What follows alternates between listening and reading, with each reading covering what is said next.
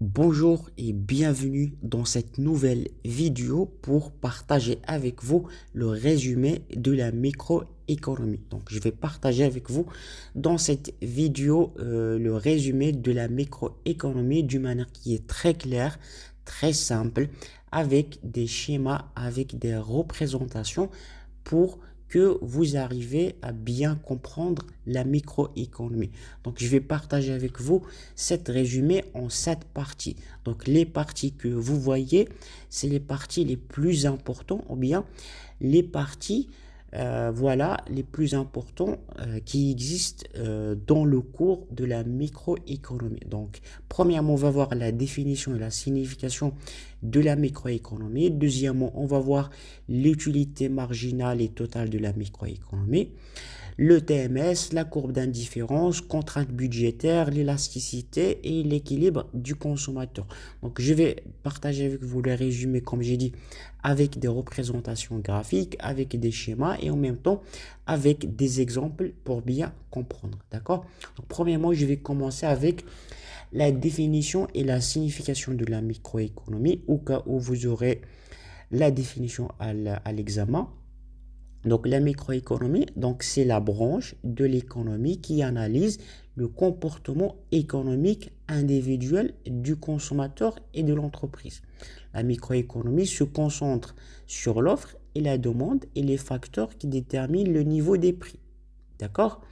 Donc, d'une autre manière, la microéconomie, il étudie les décisions prises soit par les consommateurs, soit euh, par les entreprises. D'accord? Donc, pour bien simplifier ça, l'objet de la microéconomie est en premier lieu l'étude du comportement des agents en termes de production et en termes de consommation. Pour le consommateur, on étudie la consommation et pour le producteur, l'entreprise, on étudie on va dire, le, la production.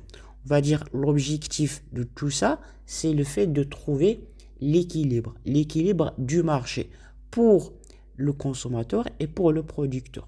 Donc, pour arriver à ça, il y a un certain technique, un certain schéma, un certain équation mathématique. Pour le consommateur, on a ce qu'on appelle la fonction d'utilité et pour le producteur, on a aussi la fonction de production. D'accord?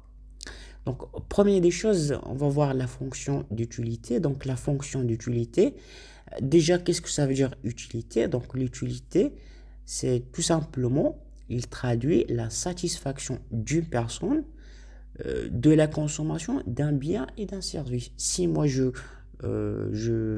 consomme un produit et je suis satisfait, pour traduire cette satisfaction, on dit, on dit l'utilité. D'accord?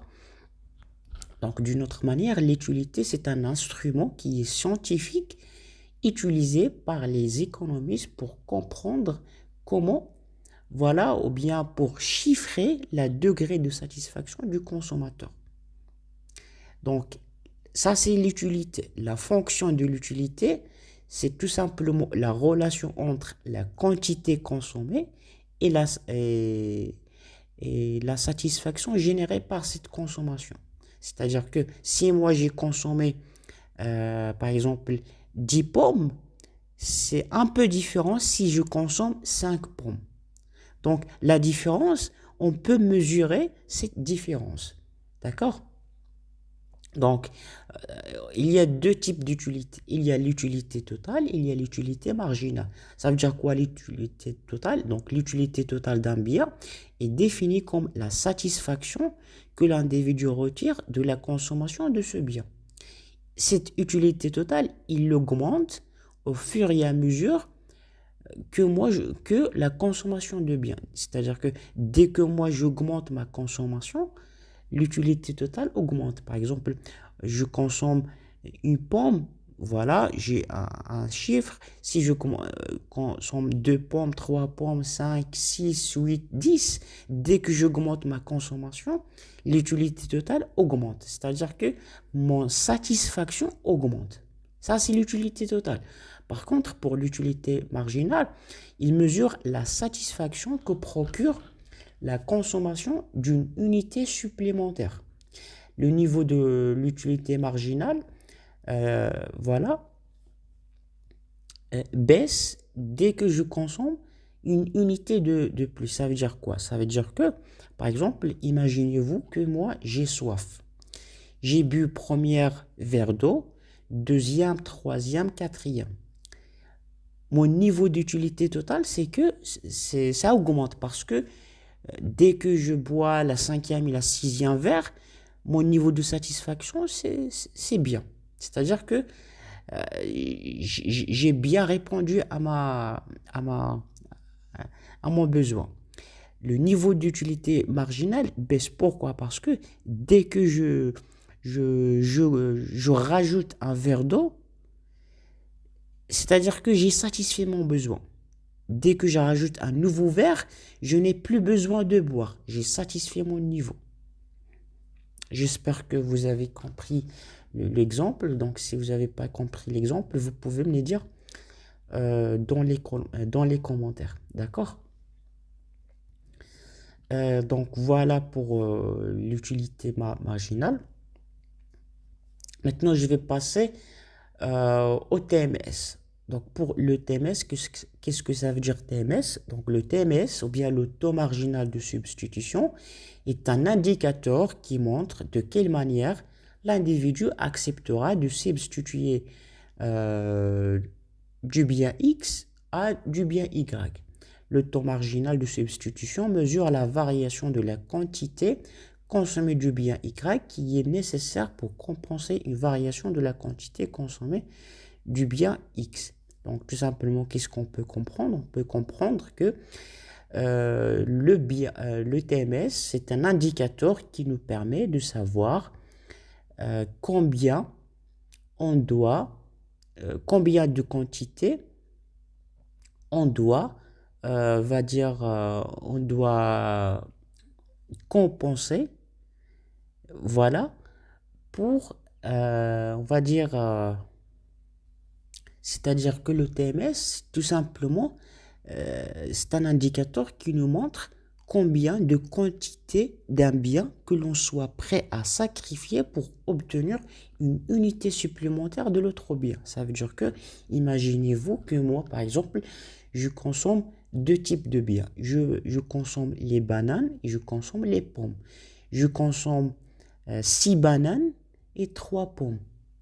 Ça veut dire que le TMS, ça va me mesurer si je veux, par exemple, ajouter ou bien consommer 4 pommes, combien je dois laisser de bananes.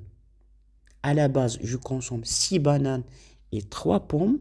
Donc, si je veux consommer 4 pommes, combien je dois laisser de bananes pour garder le même niveau de satisfaction. D'accord? Donc, c'est ça le TMS.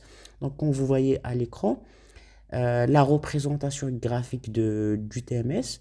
On va voir un exemple. Donc, si je consomme une pomme et 6 oranges, combien je dois laisser d'oranges pour avoir 2 pommes? Donc, si je consomme à la base 6 oranges, une pomme et 6 oranges, combien je dois laisser d'oranges pour avoir 2 pommes? Donc, tout simplement, la relation, c'est TMS égale moins la dérivée de Y sur la dérivée de X égale P de X sur P de Y. Tout simplement, qu'est-ce qu'on fait? Voilà la représentation graphique. Comme vous voyez, il y a le point A, il y a le point B. Le point A, c'est 6 oranges et une pomme. C'est le point A. Vous voyez que la fonction d'utilité, il est décroissante. Donc, pour avoir le point B, qu'est-ce qu'on fait? On fait 6 moins 4 sur 2 moins 1. C'est-à-dire que le TMS est égal à 2. D'accord? Donc, le point A c'est 6 oranges et une pomme. Le point B, c'est 4 oranges et 2 pommes. D'accord, on va voir un autre exemple à droite. Donc, pour savoir la signification, bien l'interprétation du TMS à l'examen. Comment vous pouvez interpréter le résultat. Donc, exemple, X, c'est la viande, Y, c'est pomme de terre. R égale 20 dirhams, R, c'est le revenu. Prix de X, c'est 7 dirhams. Prix de Y, c'est 2 dirhams. Prix de la viande, c'est 7 dirhams. Prix de pomme de terre, c'est 2 dirhams. Donc, TMS, c'est moins la dérivée de Y sur la dérivée de X, égale P de X sur P de Y. C'est 7 sur 2 égale 3,5. Donc, à l'examen, au cas où vous aurez par exemple 3,5 ou bien n'importe quel chiffre, qu'est-ce que ça veut dire ce chiffre? Qu'est-ce qu'on peut écrire pour l'interprétation pour que vous aussi, vous savez, ça veut dire quoi? 3,5. Donc, la valeur de TMS 3,5 signifie que le consommateur substitue une unité de X, la viande, par 3,5 unités de Y, pomme de terre, tout simplement. Donc, X, c'est la viande, Y, c'est la pomme de terre. À l'examen, ça peut être d'autres produits, ça peut être du chocolat, les stylos, des vêtements, fruits, légumes. Donc, peu importe la signification de X ou bien Y, c'est ça la signification. D'accord? C'est ça l'interprétation. D'accord? Maintenant, on va passer à la courbe d'indifférence. Donc, qu'est-ce que ça veut dire courbe d'indifférence? Donc, une courbe d'indifférence représente l'ensemble des combinaisons possibles de consommation de deux biens, X et Y. La combinaison A ou B, par exemple, qui procure au consommateur un niveau d'utilité. Qu'est-ce que ça veut dire courbe d'indifférence? Donc, c'est une courbe, comme vous voyez à l'écran, qui est décroissante, qui représente toutes les combinaisons possibles qui procurent au consommateur même degré de satisfaction. Donc, vous pouvez voir à l'écran qu'il y a par exemple le point A, B, C, D, par exemple, E, à gauche à l'écran. Donc, tous ces points-là qui existent dans la fonction d'utilité, ils procurent au consommateur même degré de satisfaction. Vous voyez dans le tableau, par exemple, il y a le panier A, le panier B, le panier C, le panier D, le panier E. Le panier A, on a 6 et le panier Y, c'est 18. Donc, utilité associée, ou bien l'utilité, voilà, c'est 150. Panier B, on a 8, 13, c'est 150. Panier C, on a 10,5 et 10. Donc, tous ces paniers-là, soit panier A, B, C, D, E, peu importe, voilà, on a même degré de satisfaction. Si on consomme A ou B ou C ou D, on va avoir même degré de satisfaction. Ça, c'est au tableau. À gauche, c'est la représentation graphique. Donc, la courbe d'indifférence est une représentation qui nous montre l'ensemble des combinaisons de X et de Y qui procurent au consommateur même degré de consommation. D'accord? Voilà, maintenant on va passer à la contrainte budgétaire. Donc, contrainte budgétaire, qu'est-ce que ça veut dire? C'est l'ensemble des combinaisons de X et de Y que le consommateur peut acheter de son revenu. D'accord? C'est l'ensemble des paniers de consommation accessibles aux consommateurs. Donc, il indique toutes les différentes combinaisons de deux biens qu'un consommateur peut acheter. Peu importe, voilà, tout en respectant son revenu. Donc, la contrainte budgétaire, donc c'est une représentation, comme vous voyez à l'écran, qui indique toutes les combinaisons de X et de Y que le consommateur peut acheter en respectant son revenu. Par exemple, moi, j'ai un revenu de 600 dirhams ou bien de, par exemple, voilà, 600 dirhams. J'ai 600 dirhams de revenus. Avec 600 dirhams, combien je dois, combien de quantité il va m'acheter du produit A ou bien du produit X et du produit Y. D'accord? Par exemple, moi, je consomme les bananes et les pommes avec 600 dirhams. Combien ça va m'acheter des pommes et combien ça va m'acheter des bananes? Pour vous faire simple. D'accord? Donc, comme vous voyez à gauche à l'écran, c'est ça la représentation du contrainte budgétaire. Donc, c'est une droite. À l'intérieur du rouge, c'est tous les paniers de consommation possibles, c'est-à-dire à l'intérieur de la droite budgétaire, c'est tous les paniers possibles que moi je peux acheter. À l'extérieur, c'est hors le budget. Je ne peux pas l'acheter. Mais à l'intérieur, tous les points qui existent à l'intérieur de la droite, je peux les acheter. D'accord? Donc c'est ça la représentation de la droite budgétaire. On va prendre un exemple. Donc exemple X du produit X et du produit Y. X c'est le nombre de stylos, Y c'est le chocolat. On a un revenu de 10 dirhams. Prix du X, c'est 2 dirhams. Prix du Y, c'est 1 dirham. Donc, imaginez-vous que budget, votre budget, ou bien vous avez en poche, de votre poche, vous avez 10 dirhams. Le prix des stylos, c'est 2 dirhams. Et le prix du chocolat, c'est 1 dirham. On va faire l'équation. R égale P de X, X, P de Y, Y. Ça veut dire que 10 égale 2x plus y. Comment on peut représenter cette équation dans une graphique? Tout simplement, qu'est-ce qu'on fait? Pour déterminer le point B, qu'est-ce qu'on fait? On fait R sur P de Y. R, on a des dirhams, P de Y, c'est 1. Donc, R, c'est 10. Pour trouver le point A, on fait R sur P de X. R, c'est 10 dirhams. P de X, c'est 2 dirhams. Donc, 10 sur 2, c'est 5.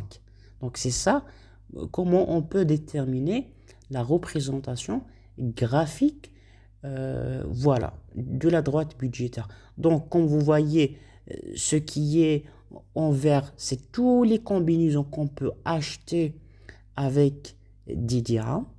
Ce qui est en rouge, c'est voilà, on ne peut pas l'acheter avec 10 dirhams.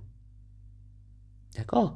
Donc, tout simplement, voilà, avec un exemple qui est simple, comment on peut représenter graphiquement la droite ou bien la contrainte budgétaire au niveau graphiquement avec l'équation, avec, voilà, avec les indicateurs, bien les énoncés qu'on a dans l'exemple ou bien dans l'exercice.